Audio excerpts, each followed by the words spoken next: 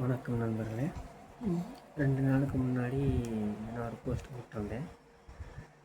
அதை நீங்கள் முன்கூட்டியே பார்க்குறது வந்து அந்த இது என்னென்னு பார்த்துட்டு வந்துடுங்க. ஆரம்பிக்கலாங்களா?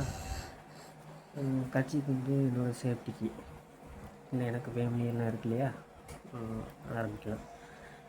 ஃபஸ்ட்டு வந்து நான் என்னென்ன அறிக்கை விட்டுருந்தேன்டா 2 நாளுக்கு முன்னாடி Epstein file, HIV, all cancer, small pox, ஸ்கார்பியனுக்கு டேல் சொல்கிறேன். அதை பற்றி all vaccine, world war 3 and world political. இது பூரா நான் வந்து ரொம்ப நேரம் இழுக்காமல் சில 2-3 வார்த்தையிலே நான் கூறி முடிச்சிடுறேன். ஓரளவுக்கு புரிகிறவங்களுக்கு நிதானமாக பார்த்து புரிஞ்சுக்கோங்க. ப்ளஸ்ஸு நம்ம மக்கள் என்ன சொல்கிறது,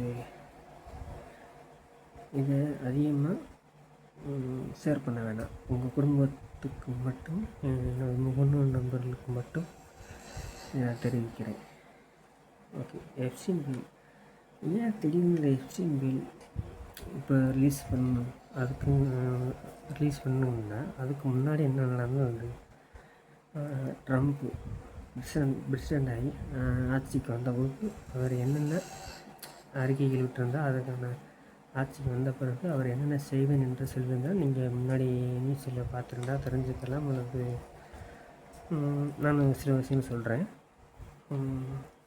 அதாவது ட்ரம்ப் ஆட்சிக்கு வந்த பிறகு இலுமினாட்டிக்கு எதிரான விஷயங்களை நாட்டு மக்களுக்கு கொண்டு வந்தார்.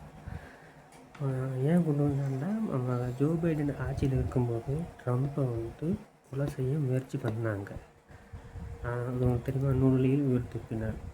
ட்ரம்ப்பு ஒரு இலுமினாட்டி கம்யூனிட்டி குடும்பம் தான், நான் இல்லைன்னு சொல்லலை. அப்போ அந்த ட்ரம்ப் வந்து அப்போ பதவி இல்லாத நேரத்தில் ஜோ பைடன் ஆட்சியில் இருந்தப்போ ட்ரம்ப்பு ஷூட்டிங் நடந்தது இல்லையா?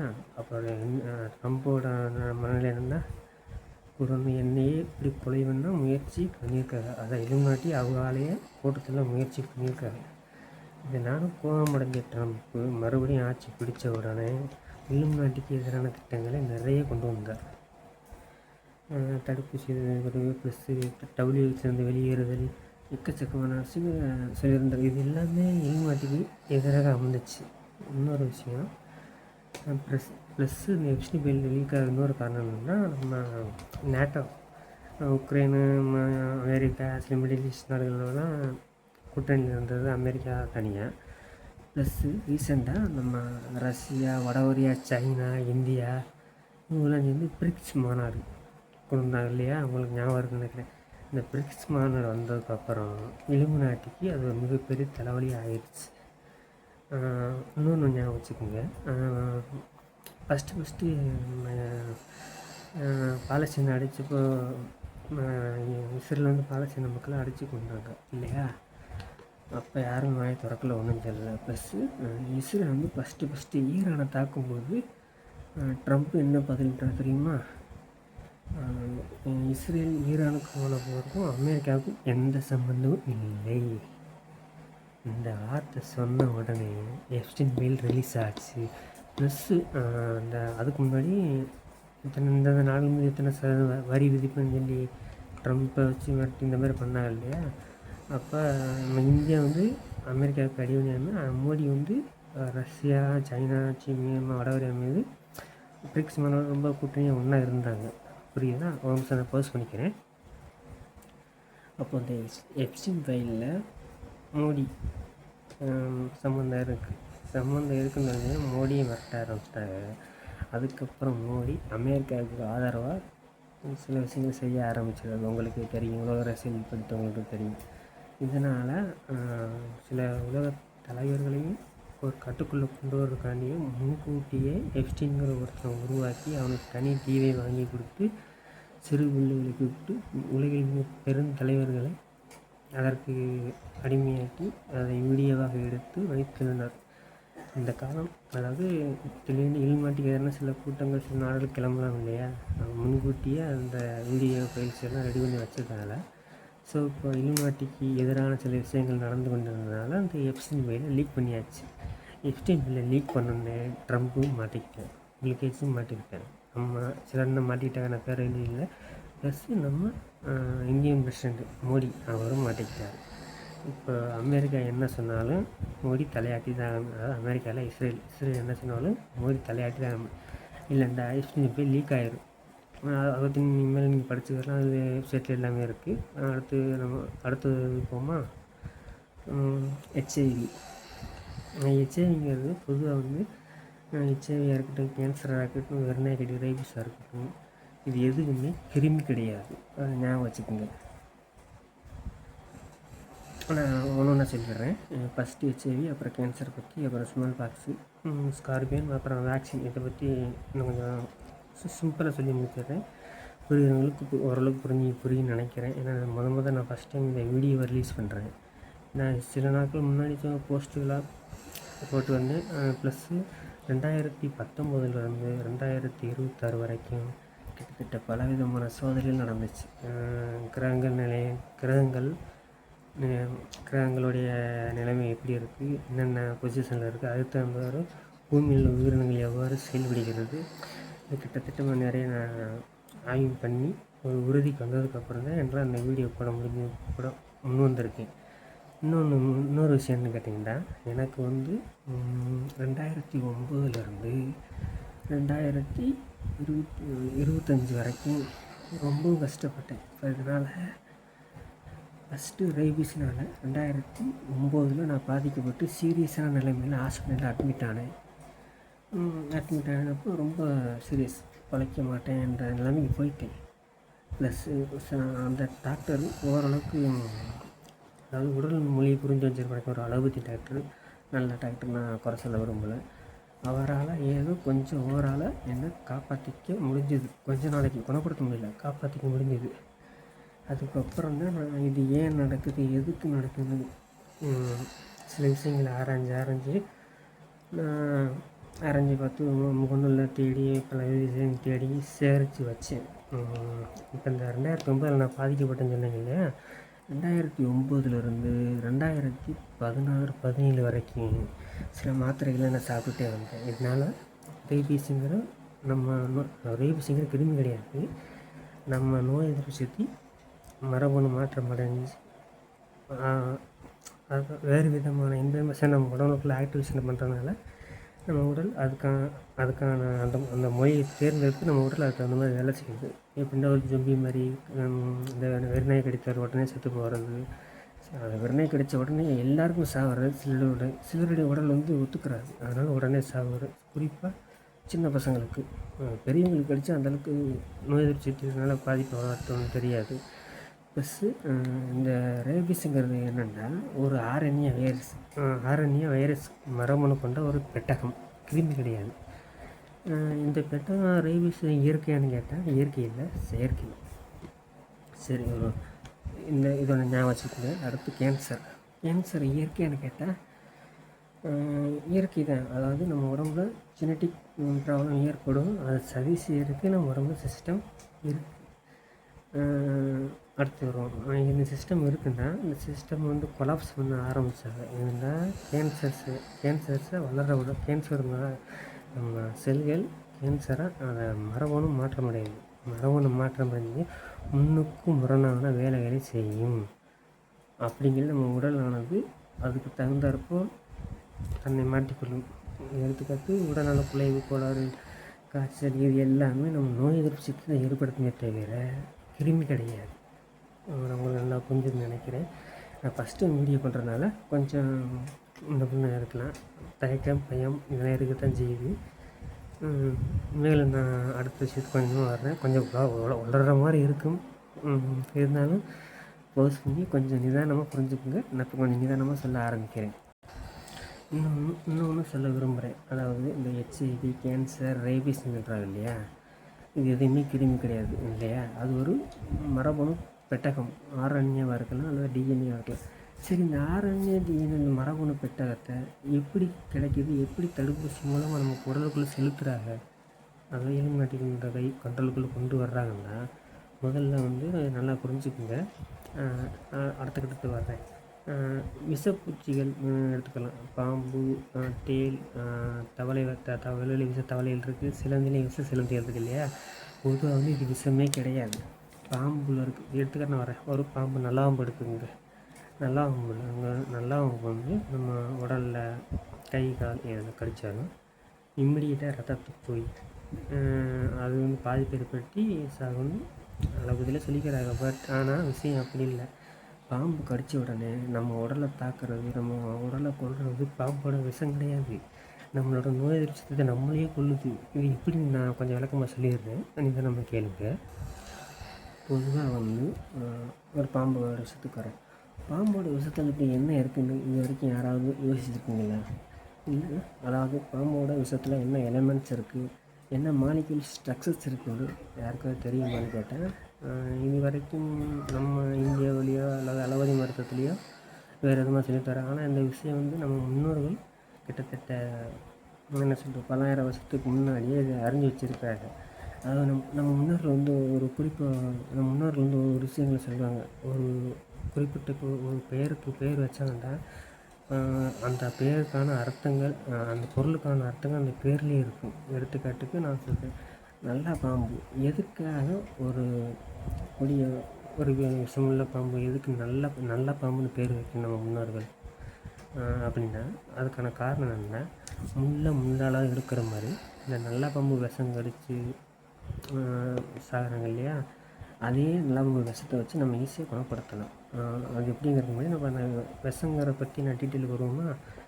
பொதுவாக வந்து பாம்பு விஷத்தில் வந்து விஷம் கிடையாது. ப்ளஸ் அதில் வந்து ஒரு பில்லியன் கணக்கான ஒரு ஆர்என்ஏ இன்ஸ்ட்ரக்ஷன் அல்லது டிஎன்ஏ இன்ஸ்ட்ரக்ஷன் இந்த மெத்தட் கொண்ட ஒரு ரொம்ப ரொம்ப நானோ, அதாவது நம்ம மைக்ரோசாஃப்டில் கூட பார்க்க முடியாது, ரொம்ப ரொம்ப நானோ டெக்னாலஜியில் அது இருக்கக்கூடியது.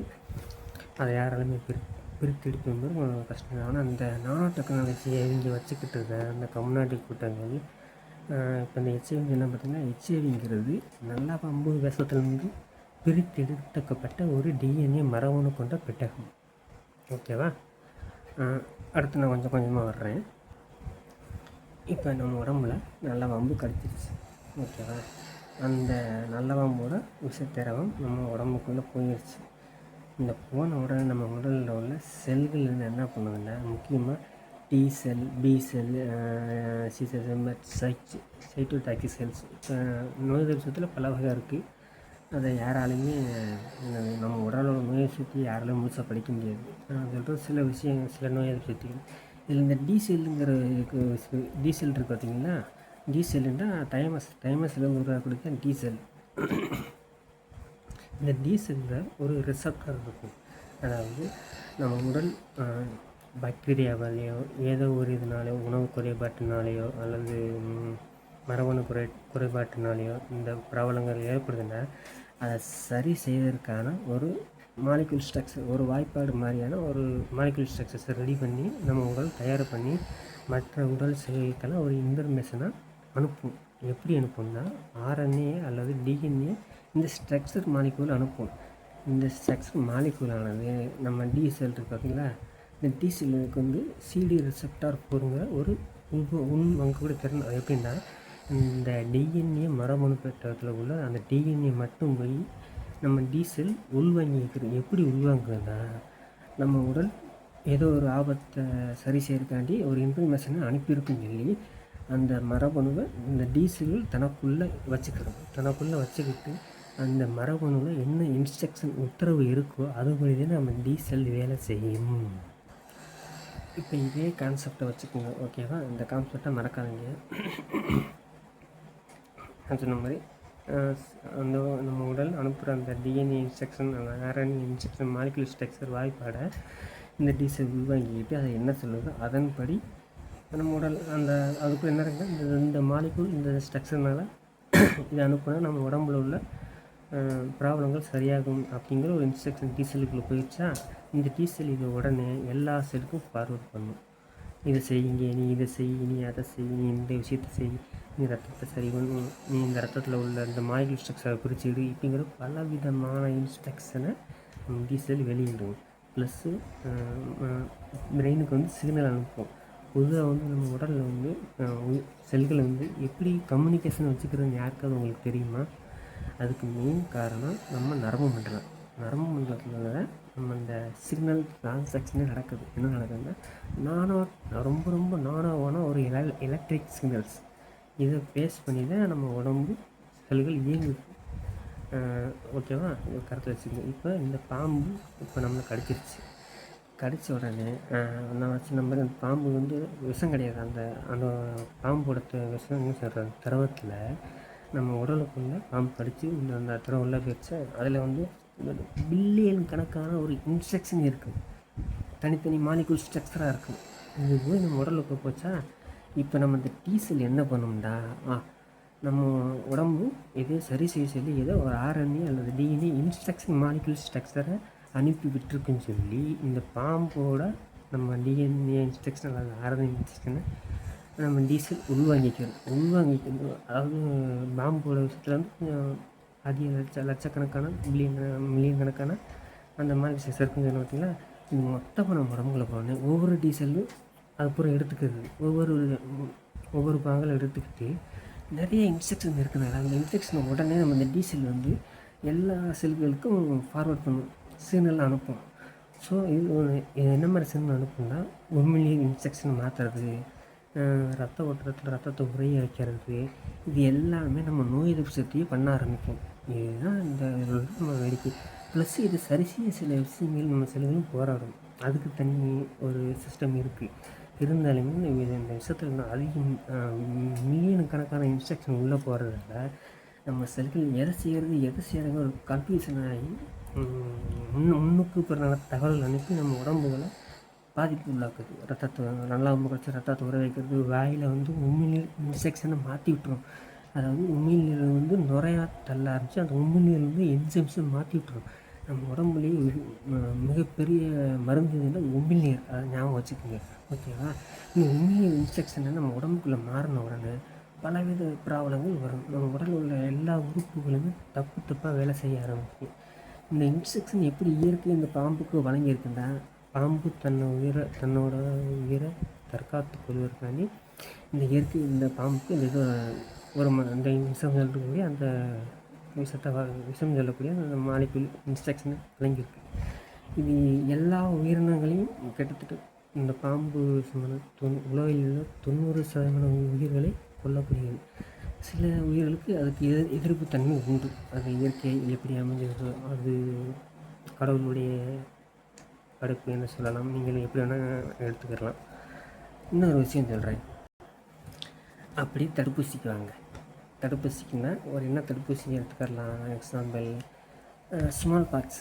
இந்த ஸ்மால் பாக்ஸுங்கிறது பெரியம்மை சின்னம்மை சொல்கிற பார்த்தீங்களா, நம்ம தோலில் ஒரு கொப்பளமாக வரும்.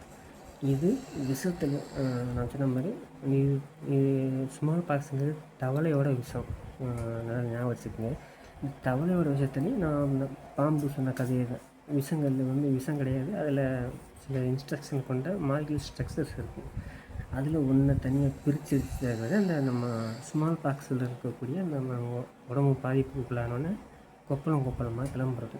இந்த கொப்பளமாக கிளம்புறது எதுன்னு சொன்னால், அந்த மாலிகுல் இன்ஸ்ட்ரக்ஷன் உள்ள நம்ம இந்த தகவல் இருக்குமா, இந்த டீசல் உள்வாங்கிக்கிட்டு நம்ம ஸ்கின் ஃபுல்லாமே அந்த நம்ம திரவ மாலிகுல் செக்ஷன் ஒன்று இருக்குது, நிணநீர், பல விஷயங்கள் இருக்குது. இது பூராமே அப்படியே மாற்றிவிட்டு அதுக்கப்புறம் ஸ்கின்னில் பூரா கொப்பளமாக வெளியே தள்ளுற பெரிய ஒரு அளவுக்கு கொப்பளம். இதை வந்து நம்ம பெரியம்னு சொன்னால் ரொம்ப பெரிய கொப்பளமாக இருக்கும். சின்னமாக வந்து சின்ன இதாக இருக்கும். இது ரெண்டுக்கும் வித்தியாசம் வந்து கம்மி ஒன்று தான், பட்டு பெருசு அது வந்து சிறுசு, அவ்வளோதான். இப்போ இந்த தவளையிலிருந்து பெருக்கி எடுக்கப்பட்ட அந்த ஒரு இன்ஸ்ட்ரக்ஷன் ஒரு தடுப்பூசி மாதிரி கண்டுபிடிச்சி மறைமுகமாக ஏதோ ஒரு ஊசி மூலமாக சிலருக்கு பரப்பி விட்டு அதிலிருந்து அவங்க உடல்லேருந்து பிரித்தெடுத்து அதை தனியாக மற்றவர்களுக்கு பரவ செய்யுது. இப்படி கொஞ்சம் கொஞ்சமாக ஸ்ப்ரெட் ஆன உடனே ஒரு நோய் உருவாகி உள்ளது. இது எப்படியாவது தடுக்கணும்னு சொல்லி ஒரு உலக அரசியல் சொல்லி இந்த கம்யூனிட்டி கூட்டங்கள் எல்லா மக்களை பயமுறுத்தி இந்த மாதிரி லாக்டவுன் இது போட, அந்த காலத்தில் லாக்டவுன் நடந்திருக்கு, ஆனால் சின்ன லாக்டவுன்கள் அப்படி போட வச்சு மற்ற மக்களை பயன்படுத்தி தடுப்பூசி போட தடுப்பூசி மருந்து கண்டுபிடித்து வந்து தடுப்பூசியை கொண்டு வருவார்கள். அந்த தடுப்பூசியில் அதாவது உலகத்தில் முக்கால்வாசி மக்களுக்கு தடுப்பூசி மூலமாக தான் ஈஸியாக இந்த இன்ஸ்ட்ரக்ஷன் பண்ணுற நோய்களை ஈஸியாக பரப்ப முடியும். ஒருத்தருக்கு விட்டு ஒருத்தர் பரவாத அவ்வளோவா சீக்கிரம். ஸ்மால் பாக்ஸ் அப்போ உள்ளது. இப்போ ரீசெண்டாக வரும் கொரோனா. இந்த கொரோனா கதை கொஞ்சம் டேஞ்சர். இது என்னென்னா நம்ம கொரோனாவுக்கான பேட்டன் ரைட்டு வேக்சின் வாங்கி வச்சுருக்க ரிச்சர்ட் ரோட்செல் தான் வாங்கி வச்சுருக்காப்ப 2015. அதில் இன்க்ரீடியன்ஸ் பார்த்தப்ப பாஸ்போரிசிஸ் A2 அப்படிங்கிற ஒரு பொருளானது எகிப்தியன் நாகங்கள்லேருந்து பிரித்தெடுக்கப்பட்டு இந்த தடுப்பூசிக்கான ஒரு தடுப்பூசியில் உள்ள அந்த கூறு புரதங்களுக்கு ஒரு பாதுகாப்பாக அந்த கூறு புரதங்களை சிதைக்கக்கூடிய ஒரு அந்த இன்ஸ்ட்ரக்ஷன் மாலிகுலை சிதைக்கக்கூடியதை அவங்க சொல்கிற பற்றி வைரஸை செயலுக்கு செஞ்ச ஒரு கொஞ்சம் ஃபஸ்ட் டைமாக கொஞ்சம் இதாக இருக்குது. என்ன சொல்கிறேன்னா, அதாவது சொல்கிறேன்னா எல்லா மக்களுக்கும் இப்போ நோய் பரவிடுச்சு. ஓகேவா? இது சரி செய்யக்கூடிய ஆற்றல் நம்ம உடலுக்கு உண்டு. அதாவது பாரம்பரியமான உணவு வகைகளை சாப்பிட்டு இயற்கை ஒன்றிணைந்து வாழ்ந்து வரதுக்கு இந்த மாதிரி ப்ராப்ளம் அதை சரி செய்யும். சில உடலுக்கு ஏற்றுக்கொள்ளாமல் அது நோய்களாக மாற வாய்ப்பு. நான் 1-2 விஷயங்கள்லாம் சொல்லியிருக்கேன். இதில் எக்கச்சக்கமானது இருக்குது. அதெல்லாம் சொன்னோன்டா நாலு கணக்காக வீடியோ போட வேண்டி வரும். ஏதோ எனக்கு நான் இது வரைக்கும் அறிஞ்சு வச்சு சொல்கிறேன். ப்ளஸ்ஸு நம்ம பூமியில் உள்ள உயிரினங்கள் காஸ்மிக் வேவ்ஸை வச்சு தான் அடிப்படையாக இயங்குது. ஸோ அந்த காஸ்மிக் வேவ்ஸ்னு எங்கேருந்து வருதுண்டா, நம்ம பூமியை சேர்க்க வேண்டாம். நம்ம பூமியில் இருக்கோம். பூமியிலிருந்து நம்மால் வெளியே இருந்து அப்சர்வ் பண்ணக்கூடிய நட்சத்திரங்கள், அதர் ஸ்டார்ஸ் அண்டு நம்ம பக்கத்தில் கூடிய கிரகங்கள், முக்கியமாக வியாழன், சனி, புதன், வெள்ளி, செவ்வாய் கிரகம், இதெல்லாமே சில காஸ்மிக் வேவ்ஸை அப்சர்வ் பண்ணி இந்த அடிப்படையை கொண்டு தான் நம்ம உயிரினங்கள் இயங்குது. நீங்கள் சரியாக கவனித்து பார்த்தீங்கன்னா இந்த அமாவாசை பௌர்ணமி மட்டும் கரெக்டாக ஃபாலோ பண்ணி உங்கள் அதாவது உங்கள் நோய் வீட்டோட்டில் என்னென்ன மாற்றங்கள் தெரியுங்கிறது ஒரு 2-3 வருஷம் கவனித்து வந்தீங்கன்னா இதற்கான விடை உங்களுக்கு தெரிய வரும். அமாவாசை சில சமயங்களில் இதுக்கான தாக்கம் அதிகமாக இருக்குது. அது ஏன்னு தெரியல. அதே மாதிரி பௌர்ணமி நாட்களையும் சில நோய்கள் அதிகமாக அதை பற்றி நான் டீட்டெயிலாக சொல்கிறேன். ப்ளஸ் இந்த HIV பாதிக்கப்பட்டவங்களுக்கு பௌர்ணமி என்று அதிகப்படியான தொந்தரவுகள் சில சமயம் சீரியஸான கண்டிஷன் கூட இப்போ வாய்ப்பு இருக்குது. இன்னொன்று என்னென்னா கேன்சருக்கு வருவாங்க. கேன்சருக்கு ஏற்கனவே ஒரு சின்ன 3 வயசு குழந்தை உடுமலைப்பேட்டையில் போய் நான் ட்ரீட்மெண்ட் எடுத்தேன் தனியாக. டாக்டர் வந்து கை விரிச்சிட்டாங்க. ஃபைனல் ஸ்டேஜ், 7 ஸ்டேஜ் அது உடம்புல. அப்போ நான் ஃபேஸ்புக் மூணு நண்பரும் பழக்கமான அந்த நண்பர் வந்து போட்டிருந்தாங்க, தற்செயலாக என் மகளுக்கு இந்த மாதிரி பாதிப்பு ஏற்பட்டிருக்கு, கடைசியாக யாராலும் உதவுங்க சொல்லி போட்டிருந்தாப்ப. அப்போ நான் போய் நேரடியாக போய் அவர்கிட்டயே போய் என் மகளை நான் செக் பண்ணி பார்த்தப்போ சீரியஸான கண்டிஷன். அதாவது கிட்டத்தட்ட 2-3 நாளாக சாகர நிலைமையில் வந்துடுச்சு. அந்த உடம்பு ஒல்லியா இவர் எலும்பும் தோலுமாக இருந்துச்சு. பார்க்க எனக்கு கொஞ்சம் மனசு கேட்கல. ஸோ இதை நான் வந்து அப்போதைக்கு கொஞ்சம் அந்தளவுக்கு எனக்கு இந்த கேன்சரை பற்றி அவ்வளோ தெரியாதனால ஓரளவு தெரிஞ்சிருந்துச்சு கட்டுப்படுத்த பற்றி. கேன்சரை கட்டுப்படுத்தலாம். ப்ளஸ் சில உணவு முறைகள் மூலமாக ஓரளவுக்கு நம்மளை உயிர் வாழ முடியும். என்னென்னா இப்போ இந்த கேன்சர்னு எடுத்துக்கோ பார்த்தீங்கன்னா, கேன்சருங்கிறது ஒரு மரபணு மாற்றமான செல்லுகள் அலோபதி டாக்டர் சொல்லிக்கிறாங்க. அப்படி இல்லை. கேன்சருங்கிறது பரம்பரையாக வர்ற வியாதி. பட் கேன்சர் 2000 வருஷத்துக்கு முன்னாடியே பரப்பப்பட்ட ஒரு வியாதி. அது சில குடும்பங்களுக்கு பரம்பரை அந்த மரபணு மாற்றத்தில் வர்றதுக்கான வாய்ப்புகள் உண்டு. இதைத்தான் கேன்சர் வந்து பரம்பரை வியாதி அது இதுன்னு உருட்டுவானுங்க. பட் கேன்சருங்கிறது ஒரு செயற்கையானது. ஆனால் இது எப்படி கிட்டத்தட்ட ஒரு 1500-2000 வருஷங்களுக்கு முன்னாடி எப்படி கண்டுபிடிச்சி அந்த விஷத்துலேருந்து பிரித்து எடுத்து இந்த மாதிரியான செயல்களை செய்கிறாருங்கிறது எனக்கு கொஞ்சம் சந்தேகத்தை ஏற்படுது. அப்போ அந்த காலத்துலேயே அந்தளவுக்கு நானோ டெக்னாலஜி யூஸ் பண்ணியிருக்காங்களா? அதே சமயம் நம்ம தமிழர்களையும் அறிவியலில் கை சேர்ந்தவர்கள் நிறையா இருந்திருக்காங்க அந்த காலத்துலேயே. ஆனால் முக்கால்வாசின்னு நான் கிட்டத்தட்ட 90% நம்ம தமிழரில் கண்டுபிடித்த அறிவியல் பொக்கிஷங்கள் அஸ்ட்ராலஜி, அதாவது சோதிடங்கள் இதெல்லாமே உண்மைதான். ஆனால் முக்கால்வாசி தடயங்களை அழிச்சிட்டானுங்க. அது உண்மை, அது நான் இல்லைங்கிறதில்ல. பட் இப்போ இந்த கேன்சருக்கு வருவோம். அந்த கேன்சரை நான் கரெக்டாக அந்த அமாவாசை பௌர்ணமி இதை பேஸ் பண்ணி நான் அதை ஃபாலோ பண்ண ஆரம்பித்தேன். பட் எனக்கு கேன்சர் வந்திருக்கு, அதை பற்றி நான் அப்புறம் சொல்கிறேன். அமாவாசை பண்ணி ஃபாலோ பண்ணோன்னா அப்போ அந்த கேன்சர் செல்களை கண்டினியூஸாக ஃபாலோ பண்ணி வந்து ப்ளஸ் கிரகநிலை கிரகங்கள் எந்தெந்த பொசிஷன் இருக்குங்கிறத நம்ம மொபைல்லேயே பார்த்துக்கலாம். அது ப்ளே ஸ்டோரில் ஸ்கை மேப்பில் கொஞ்சம் ஓரளவுக்கு கிரகங்கள் பற்றி தெரிந்தவர்கள் பார்த்துக்கொள்ளலாம். நான் அதை பற்றி வருஷத்தில், அதாவது ஒவ்வொரு நாளும் ஒவ்வொரு கிரக, அதாவது நிலவு எந்த பகுதி பூமியிலிருந்து எதை நோக்கி இருக்கிறது, சூரியன் எந்த நட்சத்திரத்தை மறைத்து கொண்டிருக்கிறது, சூரியன் எந்த கிரகத்தை பூமியிலிருந்து மறைத்தவாறு இருக்கிறது, வியாழன், சனி இந்த மாதிரி கிரகங்களை தொடர்ந்து ஆராய்ந்தப்போ இந்த அமாவாசை நாளில் எடுத்துக்காட்டுக்கு நம்ம நிலவு வந்து நம்ம பூமியிலேருந்து பார்க்கும்போது சனி கிரகத்தை மறைக்குதுன்னு வச்சுப்போம். இந்த சனி கிரகத்தை மறைக்கும்போது கரெக்டாக நான் நோட் பண்ணப்போ அந்த கேன்சர் நோயாளிக்கு அதிகப்படியான ஒரு தொந்தரவு ப்ளஸ்ஸு சாவு நிலைக்கு கூட செல்கிற நிலைமைக்கு ஆளானார்கள். நிறைய விசாரிச்சுட்டு ஒரு பிள்ளைக்கு கேன்சருக்கு மருத்துவம் பார்த்துன்னு சொல்ல பார்த்தீங்கன்னா அது டாக்டர் வந்து 4-5 நாளில் கை வச்சு நிறுத்தாங்க. ஆனால் அந்த பிள்ளைய என்னால் முடிஞ்ச அளவுக்கு ஒரு 3 மாதத்துக்கு நான் உயிர் காப்பாற்றி அளவுக்கு வச்சுக்கிட்டேன். அதுக்கு முதல் ஃபஸ்ட்டு என்ன காரணம்னா சில மூலிகை மருத்துவம் அப்போதைக்கு யூஸ் பண்ணுறேன். ஆனால் அப்போதைக்கு வந்து அந்தளவுக்கு எனக்கு முழுசாக ஸ்டடி பண்ண வரல. இப்போ 2022 இருக்கும். அந்த சமயம் எனக்கு கேன்சர் எப்போ வந்துச்சுன்னா 2023 ஆரம்பமாகி 2024 2025 ரொம்ப மோசமான கண்டிஷனுக்கு வந்துச்சு. அதே சமயம் நான் உணவியலை விட்டு அப்படி மாறிட்டேன். எப்படின்னா சுத்தமாக சைவத்துக்கு மாறிட்டேன். சைவம் முக்கியமான இலை தலை கீரை வகைகள், அதாவது சூரிய ஒளியை அதிகமாக அப்சர்வ் பண்ணக்கூடிய விதைகள். எடுத்துக்காட்டுக்கு எள்ளுங்கிறது மிகப்பெரிய மருந்து. நம்ம எள் மிட்டாய் சொல்கிறோம், கருப்பு எள், நாட்டு எள் மிகப்பெரிய அது கடவுள் படுத்த மருந்து சொன்னால் எள். இந்த மாதிரி கருப்பு விதைகள் என்ன ஏன்டா கருப்பு விதைகள் வந்து சூரிய ஒளியில் உள்ள ஃபோட்டான்ஸ் அப்படிங்கிற பார்ட்டிகல்ஸை அதிகமாக அப்சர்வ் பண்ணக்கூடியது. இந்த ஃபோட்டான்ஸ் வந்து நம்ம உடம்புக்கு ரொம்ப முக்கியம். சூரிய ஒளி படாமல் ஒரு மனுஷன் ஒரு 10 வருஷத்துக்கு மேலே இருந்தானா அவனால் உயிர் வாழ முடியாது. சூரிய வெளிச்சம் 100% இல்லாமல். நீங்கள் ஒரு எடுத்துக்காட்டு நான் சொல்கிறேன். ஒரு வேப்ப மரத்தை சூரிய ஒளி படாமல் வளர்த்து பாருங்கள், அது பச்சை கலரில் வராது. கிளி பச்சை கலர் அப்படியே வெள்ளை கலர் அப்படியே மாற ஆரம்பிச்சு அந்த வேப்ப மரமே ஒரு நோயுற்ற மாதிரி வித்தியாசமான முறையில் அந்த இலைகள்லாம் வளர ஆரம்பிக்கும். இதை நம்ம ஸ்டடி பண்ணியிருக்கோம். அப்போ முக்கியமானது மெயினாக நம்ம சூரிய ஒளி தான் நம்ம உயிர் நாடி. அதை மாதிரி ஞாபகம் வச்சுக்கோங்க. நான் இந்த கேன்சருக்கு பாதிக்கப்பட்ட ஒரு சின்ன பிள்ளைக்கு மருத்துவம் பார்த்தேன் பார்த்தீங்களா.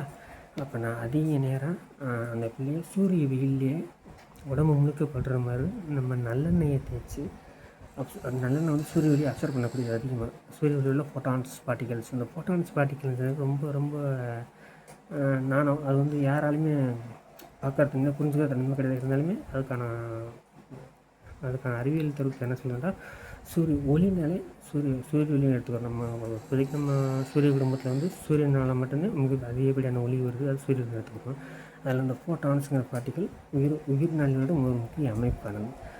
எடுத்துக்கிட்டு நான் சொல்கிறேன். இந்த கேன்சர் பேஷண்ட்டுக்கெலாம் நம்ம அலோபதி மருத்துவத்தில் அட்மிட் ஆன உடனே உடம்புல இருக்க முடி எடுத்துருவாங்க. தலையில் வர முடியெல்லாம் மட்டும் எடுத்துருவாங்க. இந்த முடியை பற்றி வரேன். முடி வந்து ஒரு முக்கியமானது. அதை பற்றி நான் அந்த டாபிக் அடுத்து வர்றேன். அலோபதி மருத்துவத்தில் பிறந்தால் முடியை மொட்டை போட்டு ட்ரீட்மெண்ட் எடுப்பாங்க. இந்த கீமோதெரப்பி, எக்ஸ்ட்ரோதெரப்பிகளாக இருக்குது, ரேடியோ தெரப்பி இதெல்லாம் இருக்கு இல்லையா. இதை பற்றி இருப்பாங்க. இந்த கீமோதெரப்பி பண்ண கேன்சர் நோய்களுக்கு பண்ண நல்ல செல்களும் சாகும், அந்த கேன்சர் பாதிக்கப்பட்ட அந்த செல்களும் சாகும். ப்ளஸ்ஸு நம்ம உடம்புல முடியை உருக வைக்கும். இது வந்து கீமோதெரப்பியில் மெயின் பாயிண்ட்டு. எதுக்காக நம்ம உடம்புல முடியை உதிர வைக்கணும்? ஸோ முடினா என்ன, முடி எதுக்கு நம்ம உடம்புல வளருது? அதை யாராவது யோசிச்சிங்களா? யோசிச்சிருக்க மாட்டீங்க. முடி வந்து சாதாரணமாக ஒரு மயிலுங்கிற மாதிரி நினச்சிருக்கீங்க. அப்படி இல்லை, நம்ம உடலில் இருக்கக்கூடிய ஒரு டெம்பரவரி டிஎன்ஏ ஸ்டோரேஜ் முடிங்கிறது. ஏன் எப்படின்னு நான் சொல்கிறேன். ஏன்னா நேரம் போய்கிட்டே இருக்குது. நான் சில விஷயங்களை பவுஸ் பண்ணி அப்பப்போ லைட்டாக கேட்டுக்குங்க. முடியை பற்றி பேசுகிறேன். அதுக்கு இப்போ நான் கேன்சர் வர்றேன். அதுக்கு இந்த ஒன்று தான். ஸோ அந்த ஒரு ஒரு ஒரு ஐடியா சொல்ல பார்த்தீங்கன்னா, இப்போ இந்த லேசான இப்போ ஒரு நபர் பெட்ரோல் ஊற்றி தன்னை உடலில் தீயை கொளுத்திக்கிறாரு. இந்த பெட்ரோல் வந்து குயிக்காக ஃபயர் ஆகக்கூடியது. ஆனால் பெட்ரோல் லைட்டாக உடம்பு முழுக்க ஊற்றிட்டாருன்னு வச்சுக்கோங்களேன், அது எரிஞ்சு அணையிறதுக்கு ஒரு 30 செகண்ட் 50 செகண்டுக்குள்ளே முழுசாக எரிஞ்சு அணைஞ்சிரும். இதில் வேடிக்கை என்னென்னா, அவருக்கு வந்து உள்கை எதுவுமே இருக்காது. உடம்புல உள்ள ஒட்டுமொத்த முடி கருகி போயிடும். முடியோட வேர் பகுதி கருகி போச்சுன்னா அடுத்த 15 நாட்களுக்குள்ளே இறந்துருவாங்க. அதாவது சிம்பிளாக சொல்லணும்னா, உங்கள் உடம்புல உள்ள 100% முடியை வேரோடு பிடுங்கிட்டோம்னா நீங்கள் 15 நாட்களில் இறந்து விடுவீர்கள். ஸோ அப்படி இந்த கேன்சர் ட்ரீட்மெண்ட்காங்க ஹீமோதெரப்பி பண்ணோடனே முடியெல்லாம் உதிரும் அலோபதியில். இது நல்லா கவனிச்சுக்கோங்க, என்னன்னு தெரியல, நீங்கள் விசாரித்து பாருங்கள். மதுரை ராஜாஜி மருத்துவமனையில் போய் விசாரித்து பார்த்து இதுக்காக நான் எவ்வளோ செலவு செஞ்சு பல ஊர்களை தாண்டி போய் இந்த கேன்சர், எய்ட்ஸு, ரைபிஸ் இதை பற்றி நான் பார்த்துட்டு இருந்தேன். பட்டு இந்த கேன்சர் பற்றி என்ன சொல்லி முடி பற்றி பார்த்தீங்கன்னா, இந்த முடிக்கு கேன்சருக்கு ரொம்ப பங்கு உண்டு. எப்படின்னா, முடியில் வந்து டெம்பரவரி டிஎன்ஏ ஸ்டோரேஜ், அதை முடி வந்து உருவம் வளரும். அதனால் டெம்பரவரி டிஎன்ஏ ஸ்டோரேஜ். இப்போ எடுத்துக்கிட்டு கையில் கை வந்து முழுசாக கருகி போச்சு, மேம்பட்டம் தோல் பூரா, ஓகேவா. அது சரியாகி வர்றதுக்கு சில மாதங்கள், சில 6 மாதம் 10 மாதம் ஆகலாம். அப்போ அந்த சரியாகி எப்படி வருதுன்னா, நம்ம அந்த கைக்கு மேலே சில முடி கருகாத முடி, இந்த இடத்துல கருகாத முடி இருக்குங்களேன், இதில் உள்ள அந்த நம்ம செல்களானது இந்த டிஎன்ஏ ஸ்டோரேஜ் உள்ள இன்ஃபர்மேஷனை எடுத்துக்கொண்டு இதை எப்படி குணப்படுத்துறது, எப்படி சரி செய்யக்கூடாது, எப்படி பல நிலைமை இருந்துங்கிறத அந்த டிஎன்ஏ ஸ்டோரேஜில் இருக்கும். அதை அப்படி காப்பி பண்ணி நம்ம உடம்பு ஸ்கின்னில் உள்ள எல்லா செல்களும் கண்டிப்பாக அதை சரி செய்ய ஆரம்பிக்கும். இது மெயின் பாயிண்ட். முடிங்கிறது ரொம்ப முக்கியம். முடிங்கிறது எறும்புலேருந்து யானை வரைக்கும் இருக்குது எல்லாத்துக்குமே.